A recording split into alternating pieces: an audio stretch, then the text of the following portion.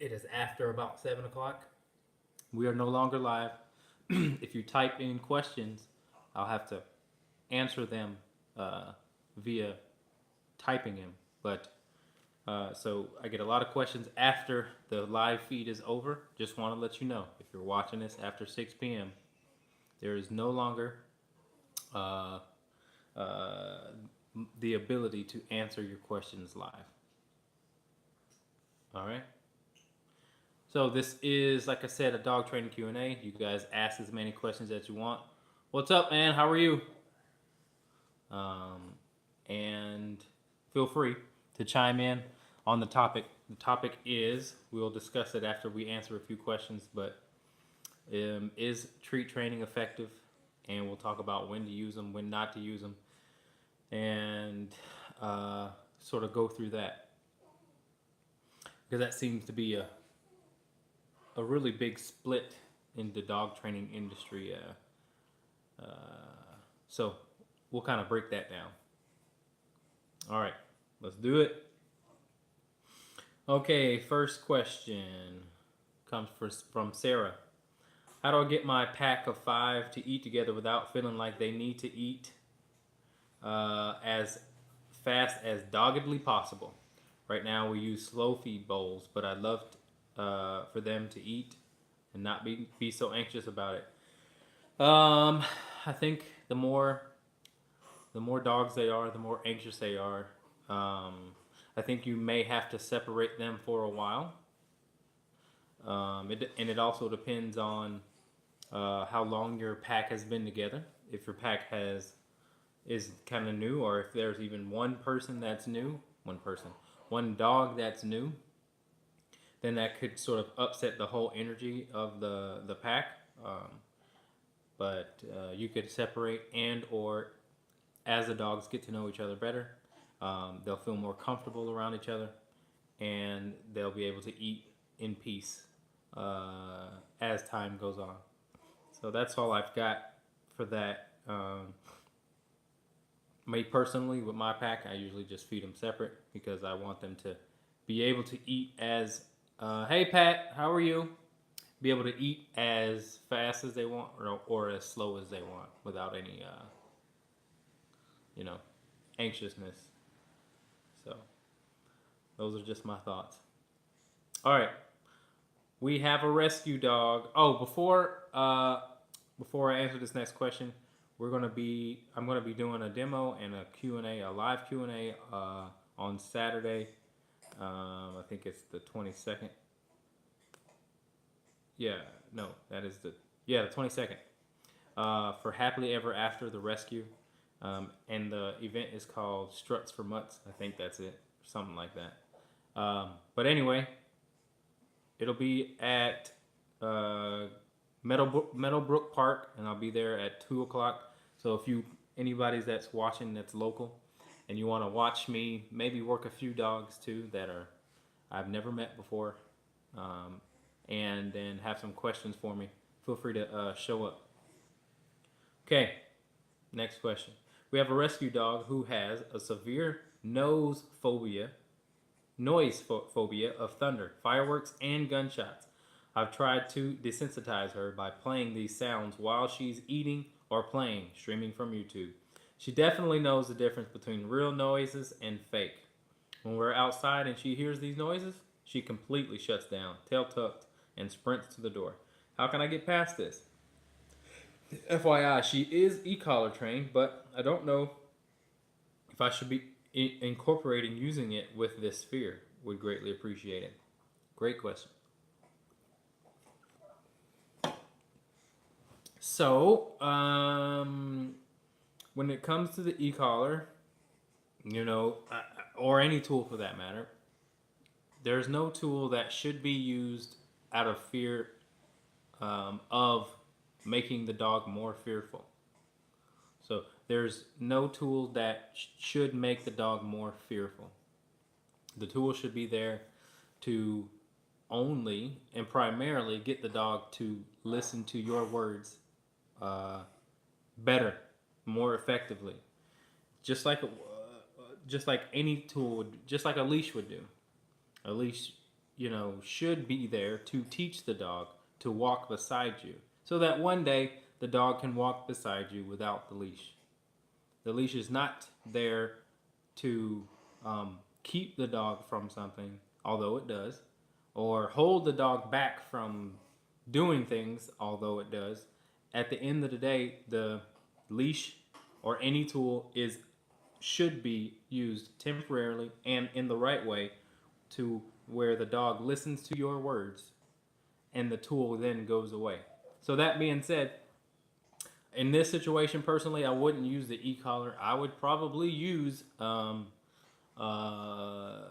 you know I can't say I'd use it with my dog, but I would keep the dog from running away. You know, you could use a leash, but um, the e-collar may send the dog into more panic if that may be too much too soon for the dog. You want to make sure with the e-collar that the dog is really proofed on when I say come, that means come. And then if the dog doesn't come and then feels the e-collar, that the dog doesn't run away. Because in the early stages, when we're training, we have a long line on the dog so that if the dog decides to panic, because some dogs, no matter how sensitive they are, they will panic once they feel the vibration, especially if it's an environment that causes them more stress, which in your dog's case is thunder and noises. So it's best to kind of just have a long line on her, keep her by your side, or keep her on a place, right, or on her bed. That would also be helpful in creating a dog that trusts you more and can deal with those thunderstorms better. All right. Thank you for your question. Okay. Let's see if I got any questions live. You guys watching that are live, you guys are the priority. If you ask any questions, I've got a couple of other outlets on social media that I'll be going over with questions. But if you guys ask questions, I will answer them right away. And feel free to ask as many questions as you like. Okay. All right. Next question. We have a Chihuahua who is extremely aggressive, biting, when we rescued him 5 years ago. Since then, we hear all the time from people how much better he is since then. We learned how to introduce him to people. When new people walk in, we tell them don't give the dog any attention, no looking or talking to him or trying to pet him. He barks a lot, then calms down within 1 minute. After 5 minutes, he approaches them and asks for pets. They pet him and all are happy. However, we are those people who you talked about last week that say, don't worry, he won't bite if you just ignore him. Guilty. Are we doing this right? Your discussion last week made me wonder. Well, if he doesn't bite, then you are doing it right. If he does, then we'll have to adjust something. Your approach is good. I think it's good that you have the dog, or have the people ignore.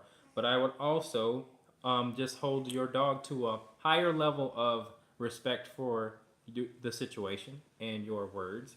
And because your dog is telling you, if it does in fact act out after you have let the guests in, then that's something that would tell me that we have to do more work as far as creating a safer environment for your dog, or a more respectful environment for your dog, right? So dogs may act out because they don't trust the situation, which falls on us, or the dog may act out because he thinks he can, which also falls on us.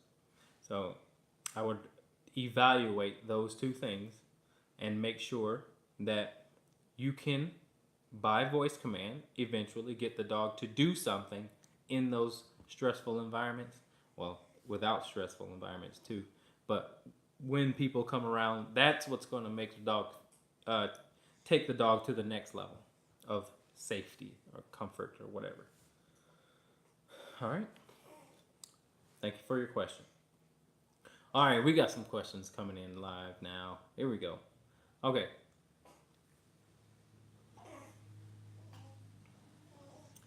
What do you recommend for dogs whose skin is sensitive to the prong collar?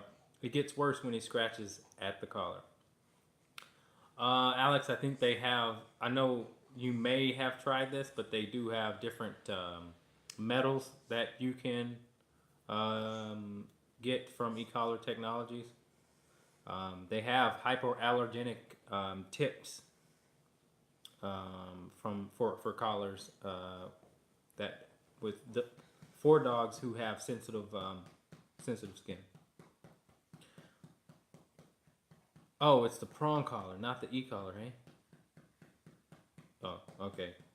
Um, so I had a dog that I had a Chesapeake Bay Retriever. No, yeah, it was a Silver Lab. Sorry, Silver Lab. He acted like a Chesapeake, but this dog was sensitive to the prong collar. The only thing that I did was put those rubber tips on there, and that was it. And then that sort of solved the problem. You know how some of those e-collars can come, like if you buy it at Petco or PetSmart. Some of the prong collars come with those black rubber tips, and just cover up the metal then, and that'll do it. All right. Thanks for your question, Alex. Hope all is well.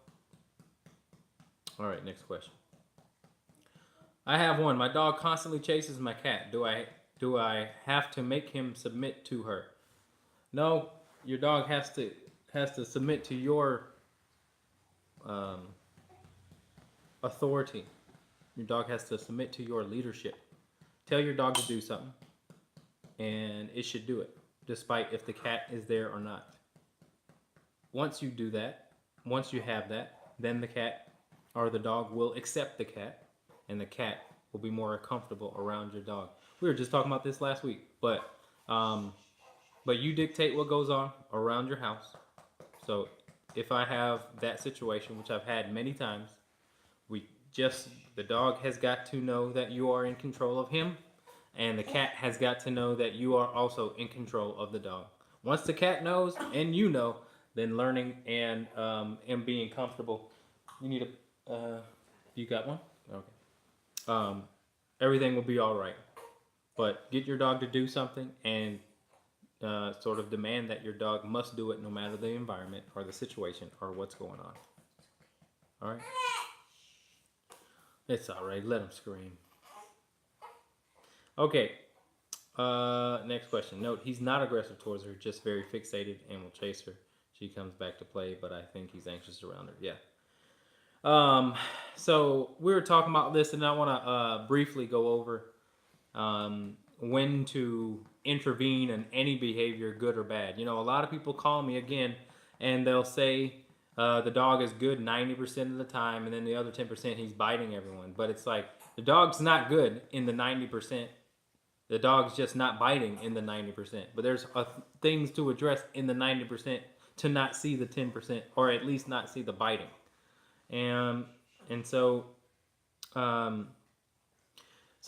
when it comes to any sort of behavior that I always look for, when to intervene is very important to note. And in my opinion, any behavior that does seem out of control or that does seem obsessive, no matter if it's harmful to physically harmful to someone or some other dog, still needs to be stopped. Like there's a lot of trainers that will allow, not trainers, or people to allow, sucking or obsessive suckling of things. And me personally wouldn't do that. Again, if any behavior seems to be that is out of their control or obsessive, then I'm going to see if I can stop it, or at least help them learn how to control that impulsive behavior. So that's what I would do. Why don't you take them in the other room?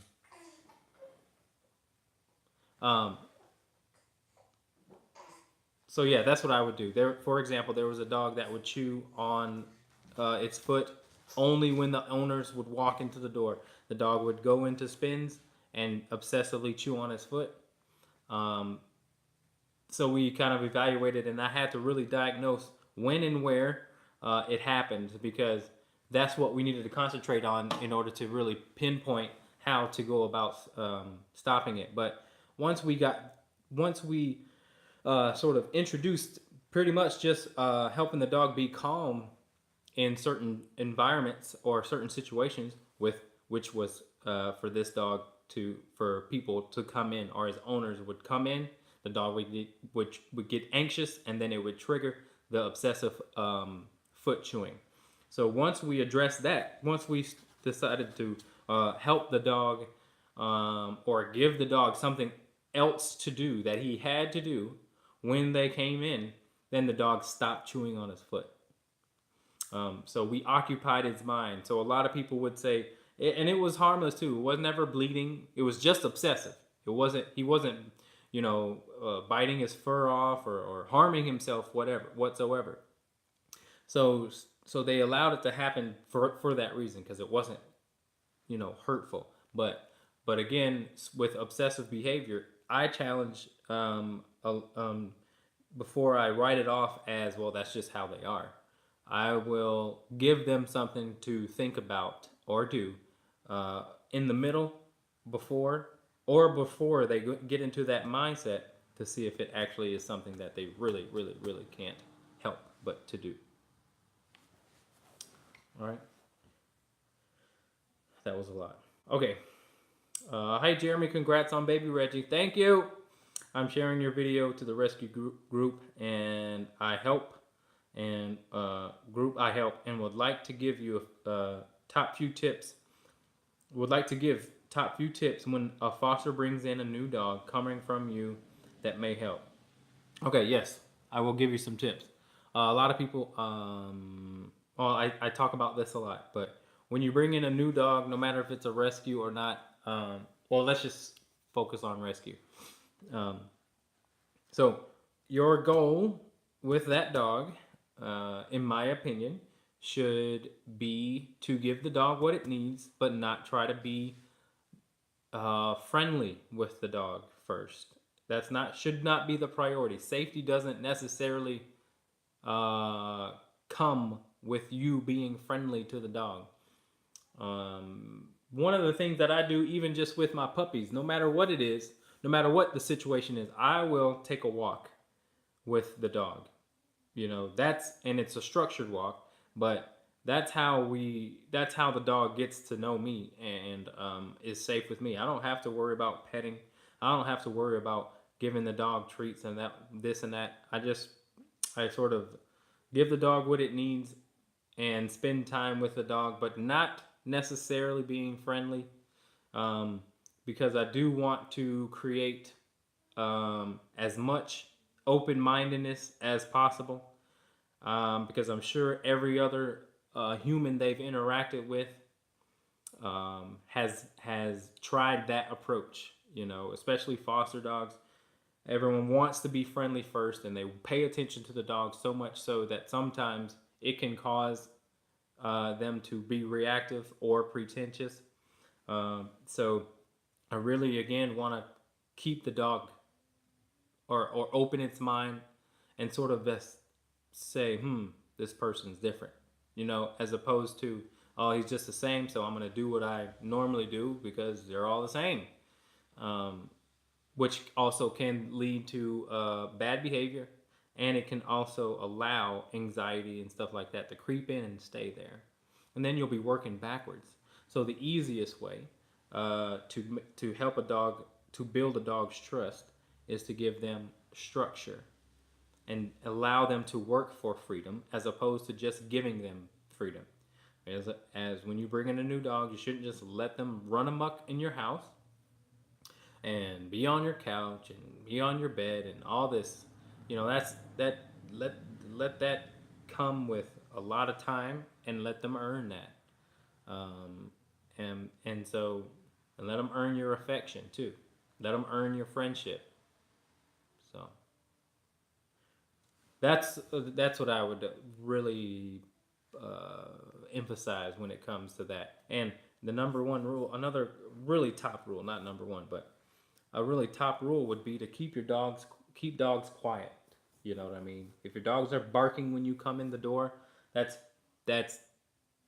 not good. Your dog should not be barking when you walk in the door. Not good. All right. Hope that helps. Okay, got some more.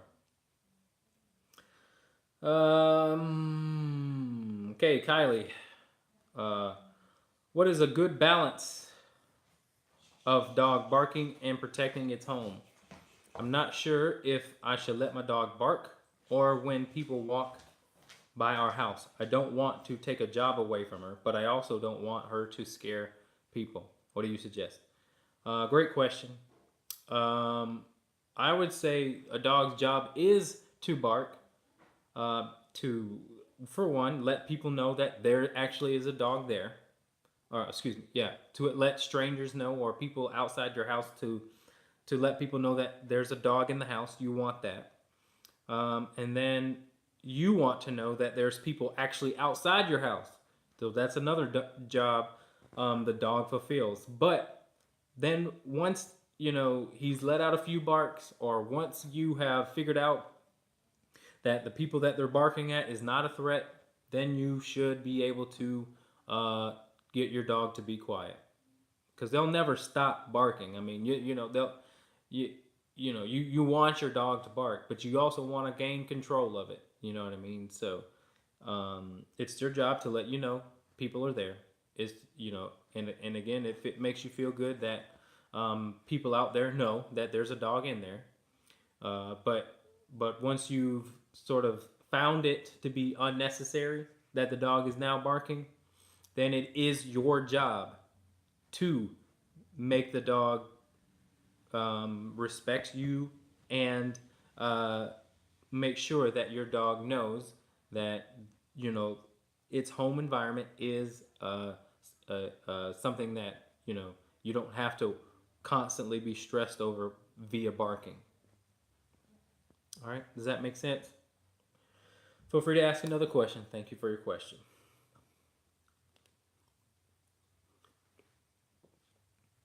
Lise, what up? How are you? When you gonna come see me? Often space is what a dog needs. That's right. Very.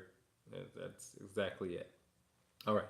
My dog will stay super calm when my 1-year-old is around him, but as soon as the older boys are interacting with him, for example, getting ready to feed him, he gets super excited and his energy level shoots up the roof. All right, shoots way up. How do we help maintain the calm behavior no matter who's interacting with him? Whoever's causing that energy level to go up, they've got to learn how to put the dog in place, and then also then make the dog be very patient. Okay, good. I hope so. Um, so again, whoever's causing that energy, the dog knows that that energy works for those two, right? So I'd make I would make the older kids work the dog to a calm state, so that they can teach the dog that they can also keep you in a calm state, and then that also gets you what you want, because he's a yes, indeed, Bell's does rock. I like this new brown ale. I don't usually like brown ales, but Bell's is a very very good brewery. But anyway, so yeah, once your dog knows that your older kids can get the dog calm, um, then he'll do that. But for Sammy, because he's so amped up and he can get there very quickly, it's tough for him to hold himself. So the struggle is real. Second question: I've been letting my baby hand feed our dog, but both seem to love it. They seem like best friends, but what behavior should I look for that indicate my dog is getting uncomfortable with baby being in his personal space? Just watch his eyes. Is the dog focused on the baby, or is the dog indifferent to the baby? Is the dog enjoying the baby, or is the dog focused on the baby? If the dog is focused at all, and or seems tense, just use your instincts, then I would remove the baby or remove the dog. But as long as the dog looks like his happy-go-lucky self and is relaxed and or indifferent to the baby, like all right, whatever, he's just happy, then I don't see a problem with it. Okay, just read your dog though, very important, and make sure again that your dog is listening at a high level, so that if any tenseness does occur, you can stop it very quickly. All right, thank you for your question. So how do you do that? Quiet the dog. You have to give the dog something to do. Okay. Usually, the easiest way is to tell the dog to go lay down on its bed. Okay. And if you don't have that right away, then you want to achieve that. You want to have the ability. You may have to use a leash or an e-collar or something like that. But you should be able to say, go lay down, and the dog do so. That's how you get the dog to stop barking. All right. Thank you for your question. Now, I have another question with barking. What if my dog doesn't bark? Is something wrong with him? Even when the doorbell rings, when people are at the door, or when someone is walking by, silence, no barking.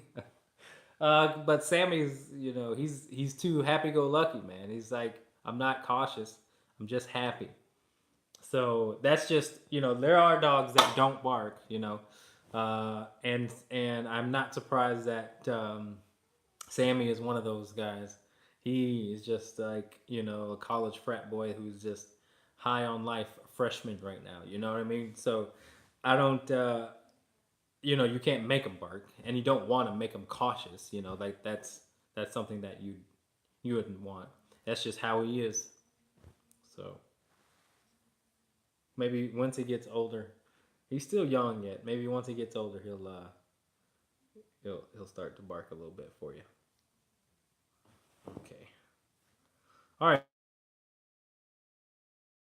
And you guys' question is the priority. I got some questions on other social media outlets, but you guys ask a question and I will answer it right away for you. And then go back to those other outlets that people have asked questions on. All right. Okay. My boyfriend, this question is for Nicole. My boyfriend has 2 rescues, one 11 and the other 6. The 6-year-old has only ever gone on walks with Big Brother. Not to mention, they're always on the same leash with 2 classes.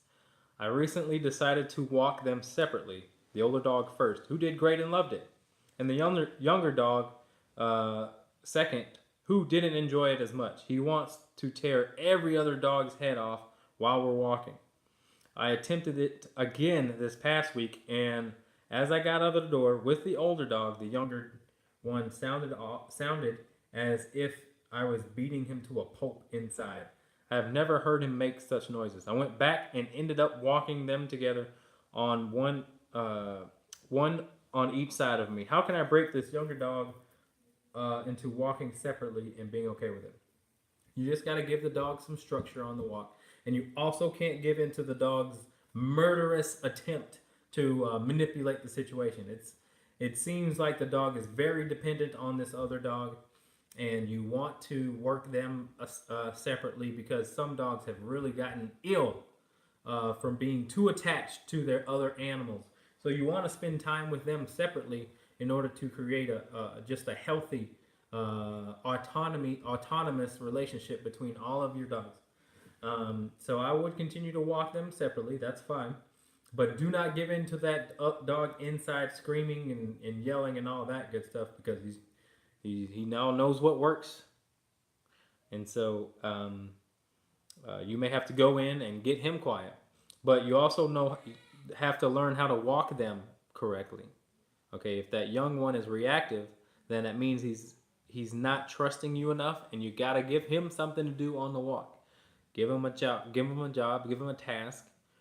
He must walk beside you, which is what we usually teach people, the heel, and that'll get the dog to respect you more so than falling into his own insecurities and trying to hurt the other dog or bark at the other dogs or whatever it may be. But Again, I would just add structure in the dog in your on your walk, so that that stuff will slowly melt away. Then, all right. Thank you for your question. Okay, next question comes from Jody. Hi, Jody. When Ginger, my 7-year-old beagle, Penny, is being disciplined, or she doesn't want to go move, she rolls on her back and starts crying and kicking her legs. We don't want to hurt her by forcing up. She's very solid. But what's the right thing to do? She weighs about 40 pounds. The right thing to do is to let the dog know that that tantrum is not going to work. That's how you're going to get the dog to not do the tantrum anymore. The dog knows that if he throws his legs up, rolls on its back, screams a little bit, throws a little fit, that it'll eventually get its way. And so I usually have a leash on the dog when that happens. Or I'll usually grab the collar of the dog and then just act like we're walking off and just walk off, continue to walk off. But again, you have to be able to, outlast the dog's attempt to manipulate the situation. All right, Lise, take it easy. So there's many dogs that do that, though. Many dogs. The last dog I had was this dog named Mango, and he was a huge pit bull, and he immediately just rolled on the ground as soon as we put like the prong collar on him, and we started to take him places where he didn't want to go, which was just we were just walking. The dog threw a fit, got on its back, and then was flailing around this, that, and the other. He only did that 2 times, and then after he saw it didn't work, he stopped doing it.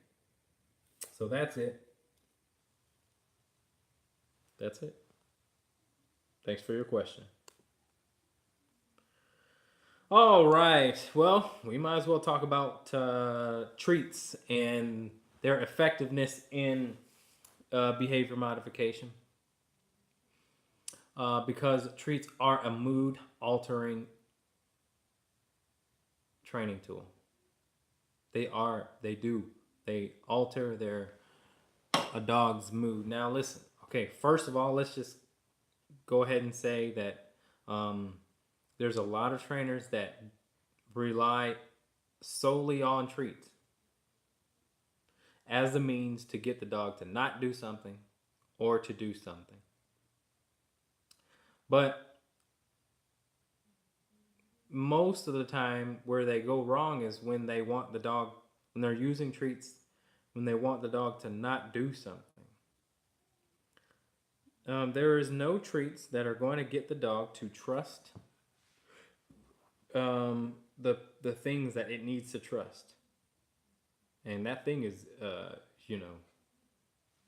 owner.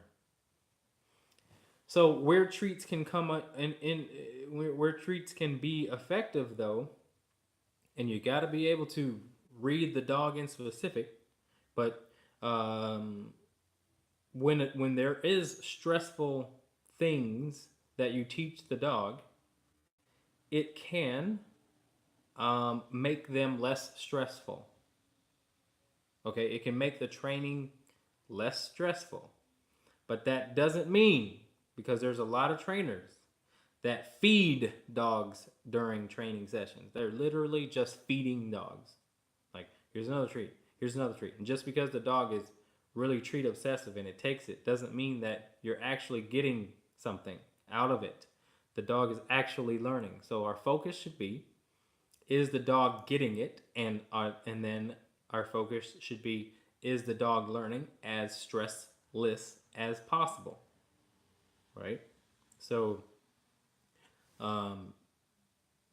the problem that you run into with dogs when you're teaching certain things and treats are involved is that they only then focus on the treats, and they don't focus on what you say, or they focus on what you say only for the treats, and there's no amount of randomness there's no amount of duration that is incorporated in that circumstance. For example, if I'm teaching my dog the place command, I'm teaching the dog to go on its bed and lay down. Great. That can be achieved pretty easily with a treat. But now the dog's mind is on the treat and the dog is very then attentive. And you don't want that. When it comes to place command, you want the dog to be relaxed and to lose the anticipation of the next thing. But a lot of trainers will tell you to go to the next thing and the next thing and then treat and then the next thing and then treat and then the next thing and then treat. The dog has got to respect what you say. So this is easier said than done. But the dog has got to respect what you want. And then lose all of the anticipatory events that can happen. So I'll just go back to this example. I put the dog in a down stay, and then I give the dog a treat. Now the dog is ears is up and looking at me, waiting for the next treat, right? As soon as I move away, the dog may get up right away because it wants a treat that bad, and it may be pushy again then for a treat. But I want the dog to stay on that place and then sort of forget about me, right? Just sort of like relax, be indifferent to the situation. Then you can start to give the dog a treat, or you can move on when the dog sort of loses interest in you and in the fact that it's just going to wait for the next treat. You don't want that, because when you have that, again, then you're building a pushy dog that they're anticipating the next treat and they become pushy because of that. That was a lot. I hope that makes sense at all. But you'll see, again, them shift into certain drives when you introduce treats. Okay, once again, I only use treats in very specific areas because I know that they help relieve stress. Okay, so my job here is to help dogs deal with stress in a positive way, but through my leadership and guidance and nothing else. And then as a result of that, if I see that they're indifferent to it, without any treats, then I can introduce them slowly, because I just don't want the training session to be about nothing but treats. Okay, maybe I should make a video of it so you guys can see the mental shift that dogs have. But it makes learning a little bit more fun, a little less stressful. So that's why I use treats. But it's very specific areas, because again, you can get caught up in just feeding the dog because you want to avoid certain things, or you don't want to do the hard work. The hard work when it comes to dog training is that you have to work through the dog's impatience, basically, that they haven't been taught. That's the hard work. Okay, and it's easy to get a dog to do something unreliably, though. With treats, it's easy to get them to do it with treats and food, but to get it to be done reliably, it has to be on your wishes and terms and out of respect and trust, which treats cannot help achieve. Treats do not build trust, and they do not build respect. Okay, it's just persuasion. All right. Q says, makes sense. We tried treats for a while from urging from his trainer here, and our dog turned into a complete a-hole with bad manners. E-collar went back on, and he got his brain back. Yeah, it'll do that, especially with a driven dog like Sammy boy. Woo-wee!